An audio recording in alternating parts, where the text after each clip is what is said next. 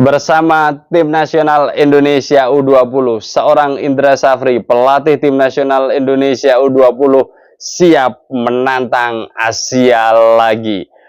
Perjalanan karir seorang Indra Safri bersama tim nasional Indonesia tidak bisa diremehkan begitu saja, terutama tim nasional Indonesia kelompok umur.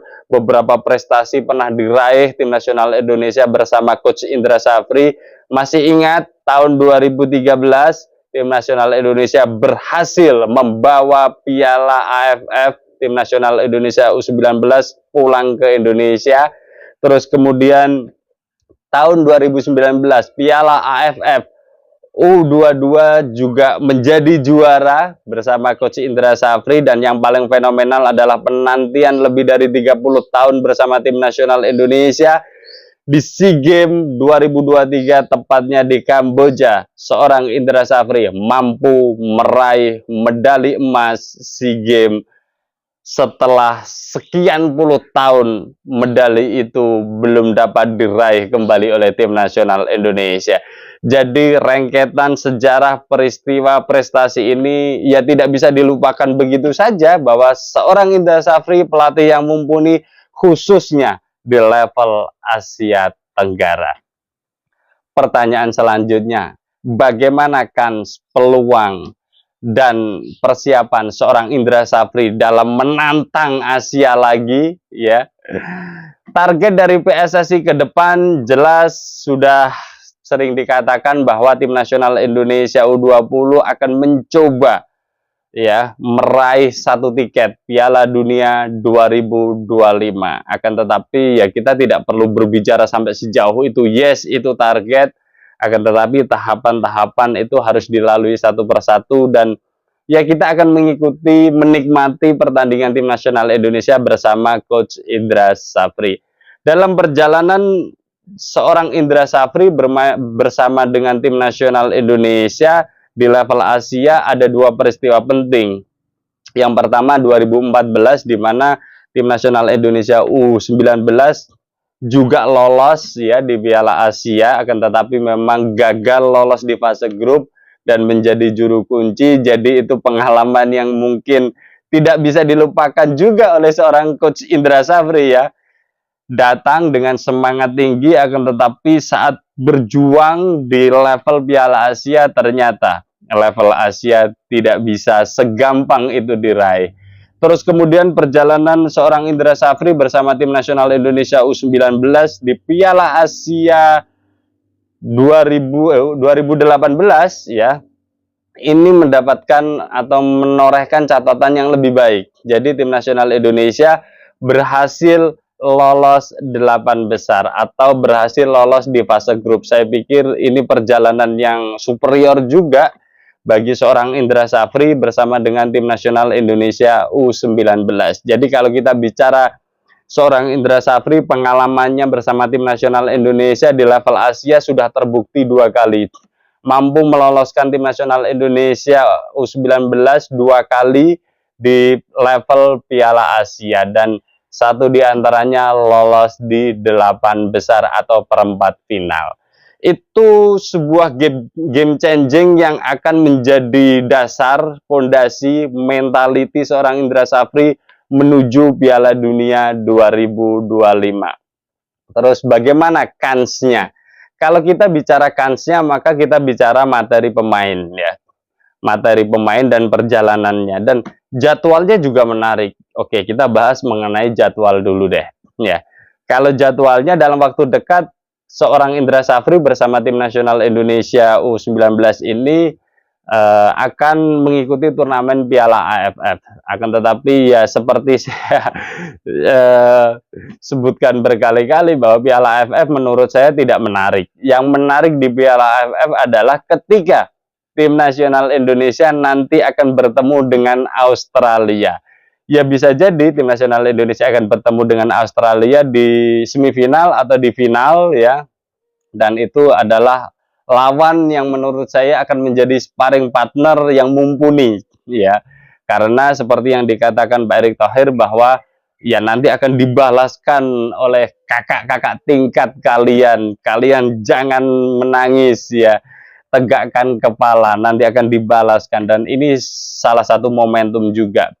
Seorang Erick Thohir mengatakan itu, saya pikir bukan emosional sesaat, akan tetapi ini adalah sebuah manajemen mengelola orang ya, untuk bisa membangkitkan motivasi bahwa di depan itu ada lawan. Dan ya memang orang itu atau sebuah tim akan punya daya saing yang lebih tinggi jika ada lawan yang lebih berat. Dan seorang Erick Thohir menyebutkan Australia sebagai lawan yang sepadan, yaitu sebagai sebuah hal yang harus dilewati, dan ini sesuatu yang menarik menurut saya. Makanya itu di Piala AFF ini nanti ya kita tunggu saja perjalanannya seorang Indra Safri bersama tim nasional Indonesia di Piala AFF. Kalau dari sisi Piala Asia sendiri di September nanti, seorang Indra Safri akan berada dalam satu grup ya di babak penyisihan kualifikasinya ya, itu bersama Yaman, Timor Leste, dan Maladewa. Saya pikir ini bisa dilewati, tinggal nanti di apa namanya, di putaran finalnya Piala Asia 2025 nanti seberapa berat di babak penyisihan itu, nanti kita lihat pembagian grupnya. Ya bukan mendahului kehendak, akan tetapi saya pikir dengan materi yang ada ya, seorang Indra Safri hari ini memang lebih diuntungkan daripada dua episode sebelumnya, 2014 dan 2018. Kalau kita melihat bahwa pemain-pemain yang dibawa Indra Safri hari ini selama mengikuti TC, turnamen Toulon Cup dan sebagainya, dan hari ini di AFF memang ada beberapa pemain yang sudah malang melintang di Liga 1 untuk usia dini loh ya. Kita bicara ada 6 pemain yang sudah malang melintang ya, dan mempunyai caps banyak di Liga 1. Sebut saja Arhan Kaka bersama Persis Solo ini sudah melewati pertandingan di Liga 1 sebanyak 18 kali ya, ini menarik. Terus kemudian ada lagi pemain Kadek Arel, pemain Bali United, ini juga sudah membukukan 19 kali penampilan di Liga 1. Terus kemudian ada pemain Persebaya, Tony Firmansyah, ini bermain 20 kali penampilan ya.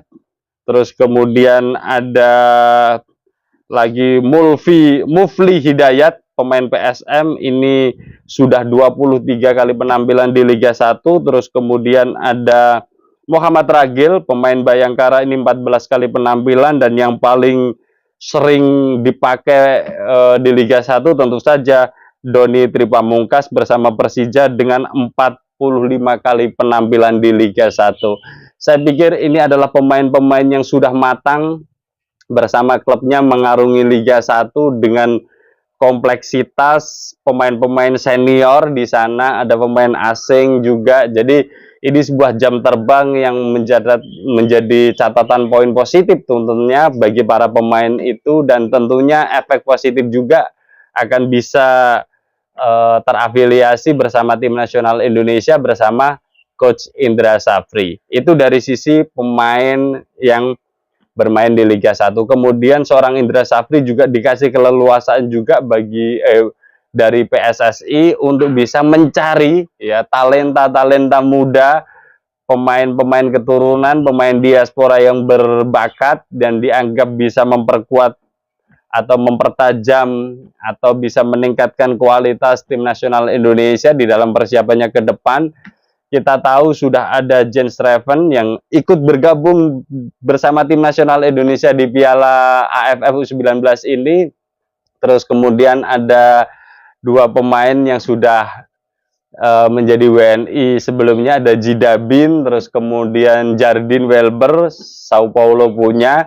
Terus masih proses naturalisasi, ada 3 pemain, Marcus Dion ya, terus kemudian Maurismo Hinoke dan Tim Gaipen, dan nanti juga tidak menutup kemungkinan akan ada penambahan pemain naturalisasi baru, sehingga secara pemain sebenarnya seorang Indra Safri ini mempunyai materi pemain lebih baik.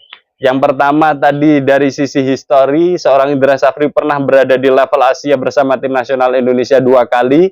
1 kali gagal lolos penyisian, 1 kali berhasil masuk 8 besar. Jadi ini prestasi yang menurut kita semuanya sangat membanggakan. Dari sisi materi pemain, menurut saya hari ini jauh lebih baik.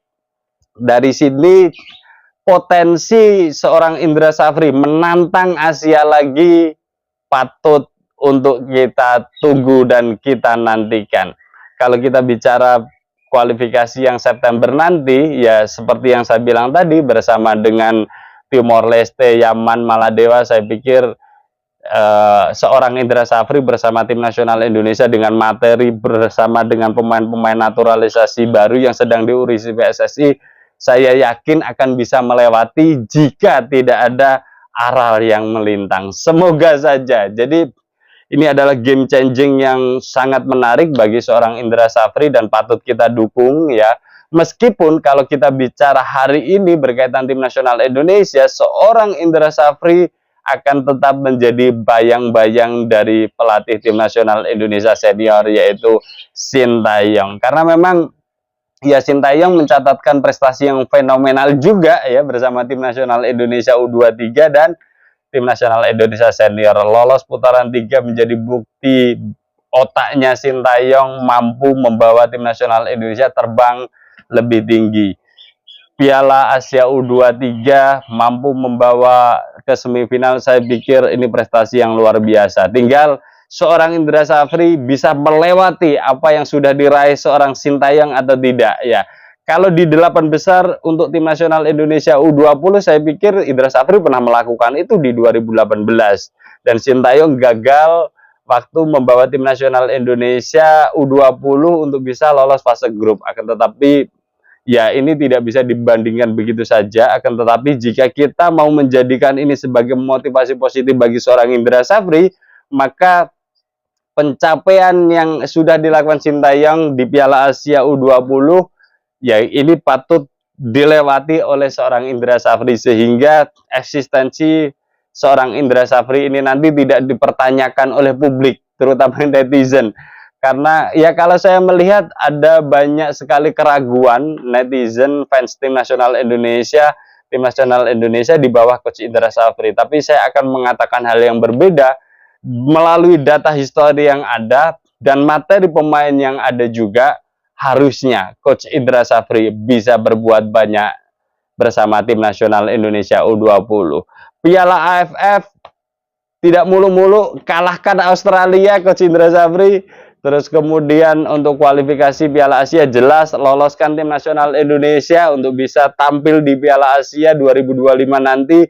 Dan ketika sudah masuk di Piala Asia nanti ya Coach Indra Safri tentunya kalau bisa berhasil lolos ke fase grup atau 8 besar, berarti 1 pertandingan itu harus dimenangkan untuk menjadikan tim nasional Indonesia 4 besar, 4 negara terbaik, semifinalis, dan itu langsung lolos ke Piala Dunia 2025. Semoga saja seorang Indra Safri akan bisa menorehkan prestasi yang lebih baik untuk tim nasional Indonesia. Kita tunggu penampilannya, aksi-aksi tim nasional Indonesia U20 bersama Indra Safri, bersama saya Setia Uban.